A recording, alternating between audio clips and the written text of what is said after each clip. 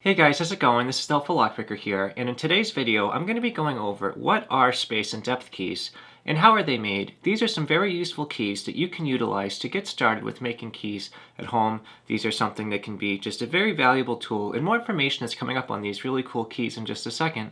Please stay tuned.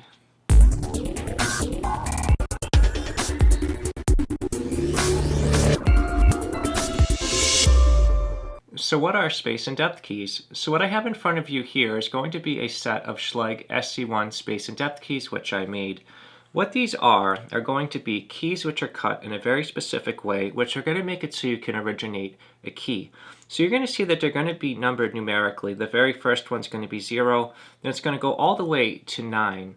So when you take a look at the particular lock you're working on, whether it be Kwikset, Schlage, American Lock, Yale, Master Lock, any of the locks, they're all going to have a specific bitting code. On Schlage, it's going to run 0 through 9 for each root depth. So each one of these keys is going to be cut so that the spacing is going to be appropriate for each pen chamber, and it's going to be the same for every key. But what you're going to notice is as you go through the keys, the root depths on the cut are going to be getting deeper. Just look at this 2 key here, and then we can go all the way over to the 6 key, and you can see how much deeper that is. Why these keys are helpful is you can use them to originate a key with a key duplicator, and it's going to make it so that you can make keys by origination without having to buy an expensive code cutter. As long as you have the right space and depth keys, you should be able to originate the key. So this is going to be something that's going to be very helpful as well if you're trying to hand file a key, because this is going to ensure that you're going to be able to get the spacing correct, and then you're going to be able to have something to compare the depth very easily. But what I'm going to do today is show you how these are actually made. You may not be able to do this on your own because you're going to need a specialized key machine, but I think this would be something fun to do. So more information is coming up on that in just a second. So what we're going to do today is we're going to take these 7 Kwikset KW1 blanks that you see in front of you, and we're going to turn this into a set of Kwikset KW1 space and depth keys. So you are going to need a code cutter. So what I'm going to use today is I'm going to use my HPC Blitz 1200. And in order to get started with that machine, I'm going to need to make sure I have the correct code card, which you're going to see here is my Kwikset card. Then you're going to want to have something to mark your keys. I like to use this stamp right here. The stamp aligner does a really great job. And then you're going to need to make sure you have the correct blade. On the Kwikset card, you can use 2 different blades, but I like the CW1014 because it makes it so you can cut the keys in one go. So without further ado, let's get started on making these space and depth keys together. Alright, so let's get started. The first thing you're going to want is some safety goggles to help protect your eyes from any metal flakes. And then we're going to want to insert our first key blank. So you just need to remember that we're going to be cutting the same depth all the way across, and we're going to be doing it for all numeric depths of the lock. And when we take a look at Kwikset, it's going to be 1 through 7.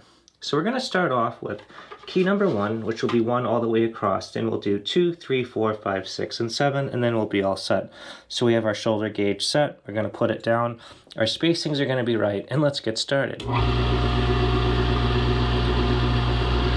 So we're lining up on position 1 right now. Then we're going to cut to the depth of 1. You just want to be very precise because these keys are going to be important for someone to be able to make accurate cuts on their lock. So you always want to make sure you do a really great job.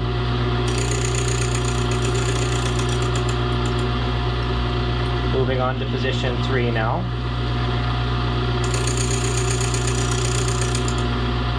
Moving on to position 4.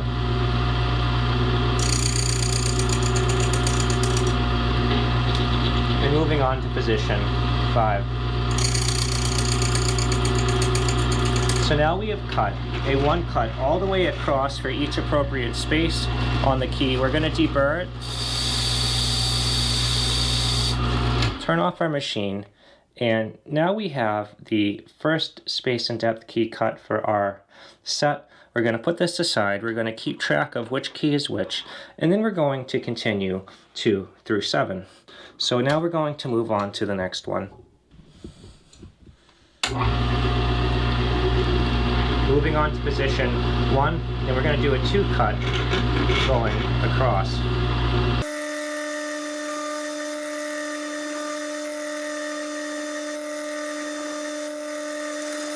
Alright, so we cut the 2 going all the way across on key number 2. So this is going to be our space and depth key number 2. So now let's just fast forward through the rest of the keys.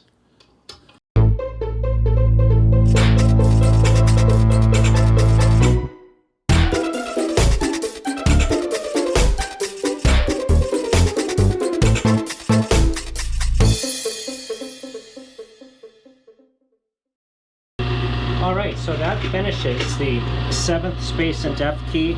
So we have now cut the keys 1 through 7. And let's take a look at these keys closer. Alright, so let's take a look and see how our space and depth keys came out. So let's take a look at the very first one. So key number 1, which is going to be 1 cuts all the way across. You can see that came out very, very well. And then we're going to go through this in order. So here's key number 2. Key number 3,